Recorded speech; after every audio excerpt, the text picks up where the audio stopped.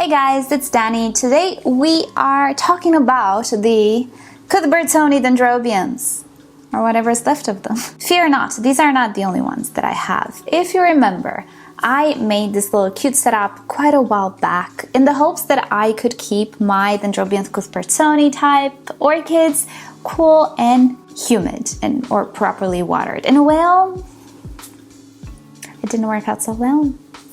But I also have a few of them in my Orchidarium that I also put together a few months back. Well, they are going actually better because they're more humid there, or actually it's not humidity, it's the quantity of water I offer them to drink. That's an automated system, this is manual. I water them manually. But the thing is, I kind of want to use the Orchidarium for something else for a little while, because you know, when I put it together I thought, well, I'm gonna get all of these orchids, I'm gonna mount them, it's gonna be awesome. And I stopped buying orchids, and I will not buy orchids for a little while. So yeah, the Orchidarium, as good as it works, you know, I think I want to transform it into a fully fledged terrarium, because I can actually mount orchids in there at any point, if I so desire, while I keep something else in there as well. You will see. But for now, what I'm thinking is I want to remove those mounts from there. If I'm gonna make a terrarium, I'm gonna make it more natural, like with branches and vines and all of those things. It's gonna look nice. Now it looks like nothing. Anyway, I was hoping it would be fuller, but anyway. So I'm gonna remove the mounts, I'm gonna remove the dendrobiums from the mounts, and I'm gonna put them in those beautiful self-watering pots. I'm pointing at the Tolumias. I'm going to put them in those beautiful self-watering pots that I absolutely love, and I think they're gonna do better than this, because this ain't working out. This dries way too fast. That's why we have this happening. I don't know if I can save these. We're gonna try, but definitely I want to put them in other pots. So that's what we're gonna do today. We're gonna work with that. I'm gonna give you an update on the Orchidarium, or I wanted to give you an update, and yeah, just work with these dendrobiums. So before we start, don't forget to give this video a like if you end up enjoying it somehow, or you get something from it. And hey, why not subscribe? I post multiple times a week and it's completely free. But if you're feeling a little extra about it, and you can, do consider further supporting the channel by becoming a member and getting access to some exclusive videos or behind the scenes. Also, you can visit the affiliate links down below. You can also check out the merch. We have orchid mugs, brand new at the moment and more to come. Or you can use the super thanks option below my videos. Right, so with that said, 'tis time. What do we start with? You know what? First of all, I need to count my pots. Why didn't I do that sooner? I think I have enough though. But let me check. Well, they look like enough. They look like enough. That's good. Well, given if everybody's still alive, because I don't know about these guys. Typically, one thing you should know about all dendrobiums is that they can look like they're not alive anymore, especially if they have these sheets on the canes, but they can very well be alive, just dry, and the canes can actually sprout some new growth. And I do see with this one, I see green in those canes. I think we're good. But I need to do something now, or else we're gonna experience the same fate as we did with the Tolumnia, and that's not fun. So I'm going to pot maybe one or two for you guys today, but in the background I will pot all of them. My tray is dirty and on the terrace. I'm so unprepared. Give me a sec. Alrighty, let's start with this guy, which is in bloom as well. It kind of looks identical to another one that I have in the Orchidarium. I thought the blooms would be a little different, although if you take a closer look, this bloom here is different in color than these blooms. I don't know, they didn't even open because this guy is so dry. So the setup was cute and all, but yeah, clay pots are just not what I need here in this climate. They just promote dryness. And sure, they are staying cooler. I should have lit this. We're gonna do it without, because there aren't so many roots in here, I think. So yeah, they do stay cool, but oh, there are quite a few roots, and I didn't break any. Nice. You know what? I'm not even going to remove this moss. I'm gonna keep it because it's quite new, and I don't want to disturb the orchid all that much. So I'm trying to finish a phrase here and make it make sense. Even though, yes, clay pots, through evaporative cooling, they do provide coolness to the roots, it's just not what I need here in this climate. It dries way too fast. I am going to wash this with soap. That's why I removed it, and I'm gonna reuse it, but I have a different one now. And let's get... Should I get you in a little closer? I know people complain whenever I don't, so I'll get you in a little closer. All right, so as for wicks, these pots come already with some wicks, but they are of natural fibers. I think they are cotton, and already I have degrading and rotting wicks with some of my Tolumnias that need changing. So what I'm gonna do is I'm going to use the microfiber wicks that I have. What I did was actually I purchased a mop made of microfiber, and I purchased it a million years ago, and I'm still using the strands from it because, yeah, whenever I need something, I don't necessarily cut something from the mop. I can reuse these guys, but when I need new stuff, I just cut it from there, and there we go. We have a wick which will not degrade and decompose in time or rot in time. So what I'm gonna do is I'm going to put this guy like this in here, and I'm going to add just a little bit more moss, which is again dry. It's much easier to work with wet moss, but sometimes it's much easier to just sit down. What am I looking for? Tweezers. Where are you? Okay. Yeah, so I have the most horrible muscle pain. I didn't really work out in a couple of weeks. And yeah, I decided yesterday, it is time to go back to my routines. And oh brother, I can barely walk today. But it's okay. I like feeling my muscles existing. I like feeling that I have muscles in places I didn't know I did. It's weird. Do you guys have this feeling like when you work out and you're so sore the next day, but it's good? It makes you feel like you've accomplished something. I don't know, it's weird, but yeah. So what I'm gonna do now is I'm just going to add a little bit more moss in, let's say, the places where I have very big air pockets. It's absolutely fine to have air pockets. I wasn't even in frame. It is absolutely fine to have air pockets, and actually we are depending on them for aeration, but what I don't wanna have is humongous air pockets, because, you know, that can impair the wicking, and I want everything to be evenly moist in here. So just a few strands here and there, and that's about it. I know I should have wet this, but you know what? We can work with it dry. It's not the end of the world. Nobody's going to be angry with us, hopefully, that we didn't pre-moisten our moss. It's okay.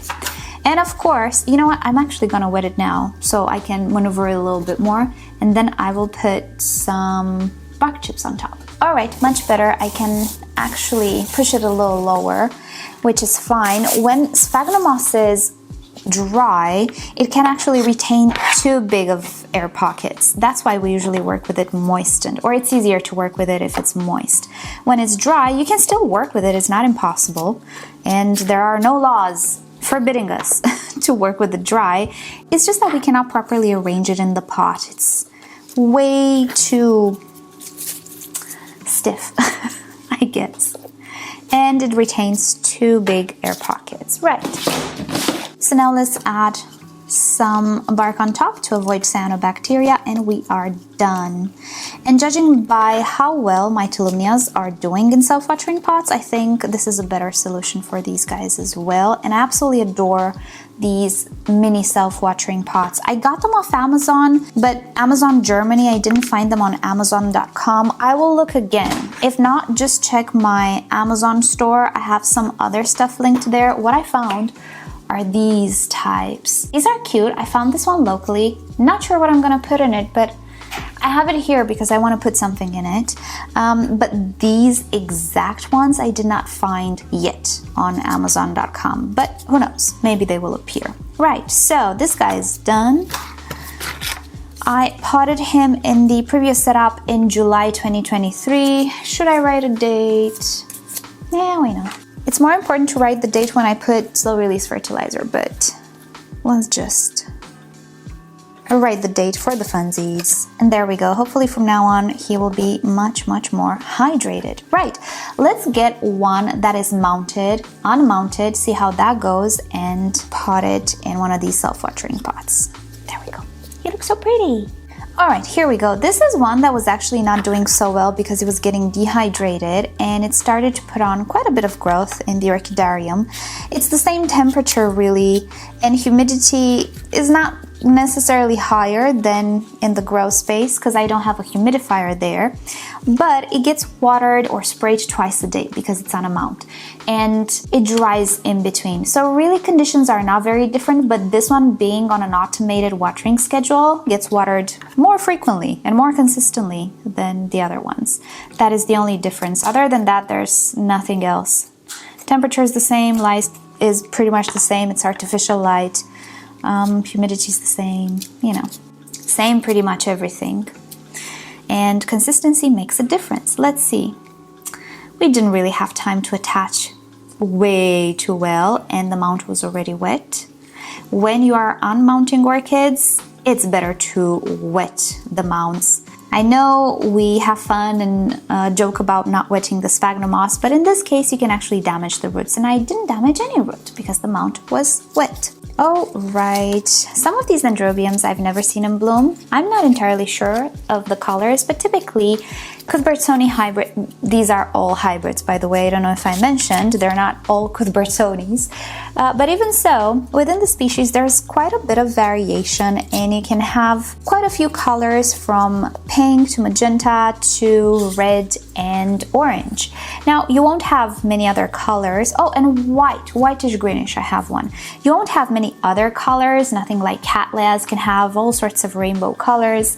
I find that we are restricted to these, let's say, color ranges, and certainly you will not have a blue one or something like that. But yeah, I'm expecting these guys to be in the orange / red / magenta variety. So let's arrange the little guy in the pot like so. And you know what? I could have taken the opportunity a few times now to wet the sphagnum moss. But did I? No. It's okay. We don't need perfection. I'm just showing you what I do. You know, it's hard not to do stuff, let's say, differently for the camera. Like, take for example how we appear, right? I put on makeup for the camera to like have features. Otherwise, I would be just like blank canvas. I'm joking, you're not.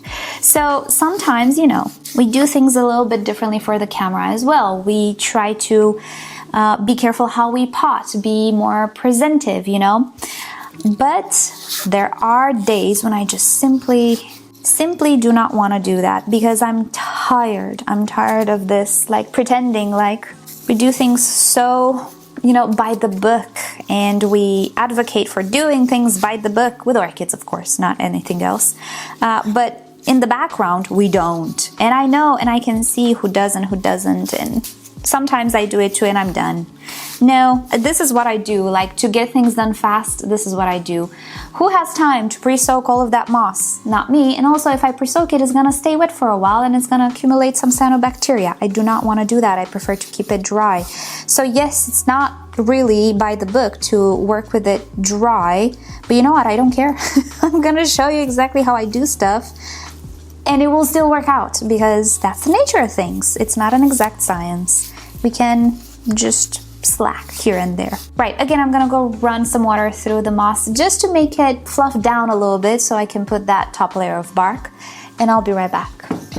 And would you look at that, after wetting it, the level is too low, so I need to put a little bit more moss. Yeah, so yeah, we do generally do things a little bit better on camera. We're more presentable. Do I wear makeup every single day? Heck no. Who has time to put on makeup every single day? No. Like when people see me with makeup, they're like, oh, you filmed today? Yes, because typically I just don't wear makeup. But on camera, you know, we want to be more presentable, appear like we're more professional, I guess. But sometimes I just do not care anymore. I just don't. Because it's not necessarily about how by the book you do things. It's about how well you know how to bend rules, pretty much. You bend the wrong rule, you're in trouble. You bend the right rule, you save time, pretty much. Alrighty then, look at that. We are done with these two orchids. So off camera, I will be sure to pot the other ones as well. And hopefully this will maintain them a lot more hydrated than the other setup. Now, this setup is cute, and if you are curious like to know more about it, you can check my previous video. If you don't have issues with extreme dryness and high temperatures like I do, definitely this can work out great. And as I was saying, terracotta pots are indeed staying much cooler than plastic pots, but sometimes I think it's much more important to offer proper hydration than the cool temperatures, especially with these guys, which, you know what, yes, they're more cool growing, but I don't really think that's the end all be all of things. I don't know, we'll see how this goes. But yeah, that is about it. Let me clean up the table, we'll do the outro. Alrighty, so I didn't actually pot up this guy, which was dry, but pretty much it's just going to be the same procedure. I will give you some close-ups to show you what I mean with that green that I see through the sheets of the cane. I'm hoping, fingers crossed, that I can save something from this. I don't think all of the canes are still viable, but I'm sure some of them still are, so I think I can save this guy. But yeah, at the end of the day, this setup, it's too dry. Everything is too dry. The Orchidarium worked out well. I just don't like how it looks like aesthetically. It would look much better if I had more mounts, but that's just not gonna happen anytime soon because I have other priorities other than buying specific, mini orchids to mount. If I'm gonna make another haul, just to have this exciting day for myself, I'll probably get species that are more drought tolerant. But just to have the Orchidarium with mounts and stuff, the classical orchid mount look, I don't know. I don't think that I like it. I think I want to transform it, maybe especially after I move. I want to transform it into a proper terrarium. Maybe have something live in there, something nice like a gecko. Who knows? I've always wanted to have a gecko, and that terrarium is a good size for it. So maybe make it a lot more tropical and a lot more natural while introducing orchids in there as well. So, not that mounted wall look, but more of a natural look. I think I would enjoy that more. So the Orchidarium idea will be postponed to a terrarium thing in the future. So I'm just gonna get out of there everything that I have, and I will leave the soil because it's still good. And yeah, if I decide to make a terrarium anytime soon, you'll probably see it on my second channel, because that will probably happen when I'm gonna have like something live to put in there.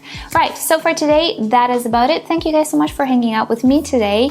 Do you guys have an Orchidarium? Because I know some of you do, some that post videos as well, and it looks very nice. I think I kind of wanted something else, but anyway, for now, the Orchidarium thing is paused for me, but let me know about you. What are you growing in your Orchidarium, and how? Is it potted? Is it mounted? Let me know. So that's it. Thank you so much for watching. Hope you've enjoyed hanging out with me today again, as I was saying, and I'll see you all next time. Bye.